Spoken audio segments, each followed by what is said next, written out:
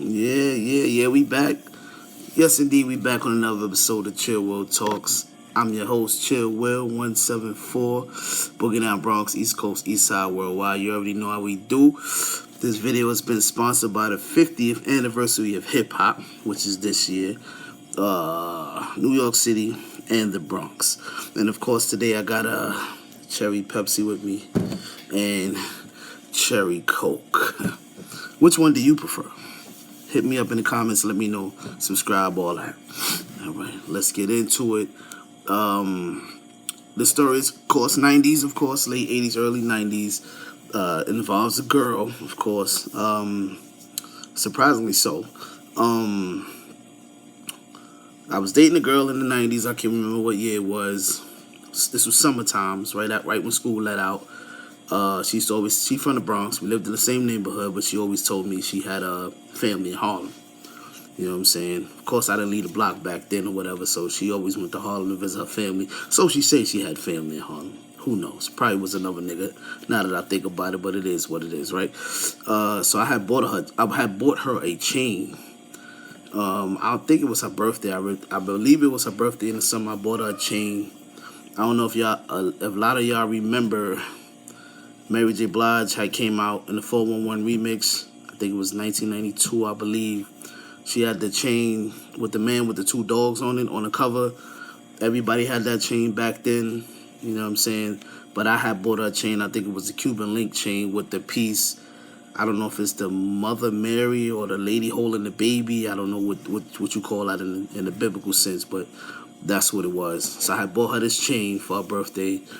I remember she wasn't too happy about it because she wanted something else, but that's what I had money to buy, so I bought that.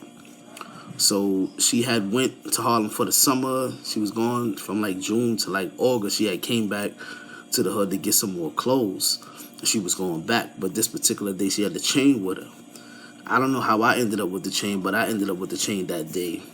She gave it to me or told me to hold it or something. And I was like, bet. I started rocking the chain, you know. Chain was only about 2 months old, you know, it was dope. And I was dealing with another shorty at that time. She lived on 183rd and Morris at this time. You know what I'm saying? On the 4 line, on the D and the 4 line. Shout out to everybody from Grand Concourse. When my shorty went back to Harlem, I went to visit the chick from 183rd and Morris. So I go visit her that night and I had the chain on. I go over there, you know, that area is a rough neighborhood, Morris Avenue, Crescent Avenue, Grand Concourse, all that, 183rd, 182nd, all that over there. So I went to her crib and she like, yo, she want to go get something to eat. So we walked up to Grand Concourse. So I remember Grand Concourse, it was a chicken spot up there. I don't know if it was Kennedy's or what fried chicken up there, but it was on one of them blocks, either 183rd, 182nd, one of them blocks.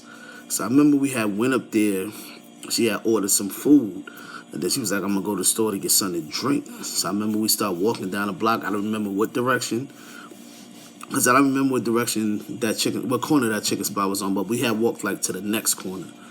And we got to the next corner. She couldn't decide what she wanted to drink. So we playing around, walking and talking, joking. So I remember it was a garbage can on the corner. And I sat on the garbage can. I'm like, you know what? I ain't working with you no more till you decide what you want to eat. So we joking, playing around, and it was like we stopped in like in front of a bar or something. I don't know what's the type of bar, a little nightclub, and 2 dudes were standing in front of me, and we sitting on the corner, and the 2 dudes are standing in front of the bar. So we just playing around, not paying nobody no mind, and one of the dudes walked up to me, like, yo, what's up with that chain? Because I had it on, and I'm like, what up with it? He's like, I need that. I'm like, well, you ain't getting nothing from me. So he pulls out a 9mm on me. He's like, yo, you giving that up? I'm like, my nigga, I ain't giving nothing up. I don't care because I've been shot before. So at that time, I wasn't worried about getting shot. So then he like, yo, if you don't give up that chain, he said, you see that nigga that's staying against the wall? And that nigga, he had for some reason, he had a long coat on. It was summertime, but he had a long, like, trench coat on. And he, like, opened his coat, and he had, like, a pump shotgun. Like, you know. And I'm like, oh, shit, that shit was big. So dude got the 9 in front of me, and he got the other dude standing against the wall with the pump shotgun. So he like, if you don't give up that chain, my man right there gonna start letting off. And I'm like, damn. And I still was like, nah, fuck that. But then he goes, you know what? I'm gonna just shoot her.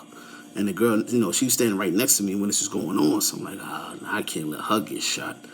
I don't really care about me, but I can't let her get shot over no chain, you know. So what I did was I popped the chain. It was around my neck, and I popped it because I'm like, if he gonna get it, he gonna have to get this shit fixed. I'm not just gonna give it to him. So I popped the chain off my neck, and I like put my hand out, and like he put his hand out there to get it, and I like dropped it on the floor or whatever. And I was pissed because I just got that chain back from the girl I had bought it for. You know what I'm saying? I'm like, I gotta explain to her where the chain went, whatever.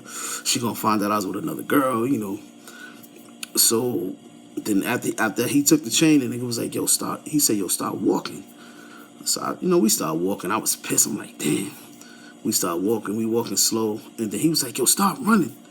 And she like, yo, come on, let's run. I'm like, I'm not running nowhere. Like, nigga already took the chain. I'm not running. If he gonna shoot, he gonna shoot.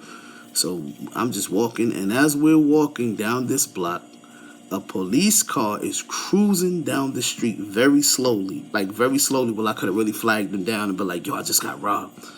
And at first I was about to. Then I'm like, you know what? I'm in the hood. I ain't on no sucker shit like that. Like, fuck it, you know. I got caught. I got caught slipping. It is what it is, you know. And we just went back to the girl house. We never got no food or nothing. I was just tight. So I went home, and I had to cook up this story to tell my homeboys because they knew I had the chain, and I didn't want the girl to know I was with another girl, so I had to cook up this story that I got robbed in Katona by some niggas. They took the chain so that the girl that I was dating wouldn't know that I was with another girl who took the chain, so I had lied about me getting jacked for the chain or whatever. And that's how the story go on that one. That's a short story. It wasn't too crazy, but I did get robbed on 183rd and Grand Concourse. I don't know what side of the street it was on because I'm not from up there, but that happened. That was in 90-something. Could have been 92. Yeah, I think it was like 92 when this happened. It was nighttime. It was about 9 o'clock at night when this happened. 1992. And that's the story on that one, man. But that was a short one. But we going to be back with another one.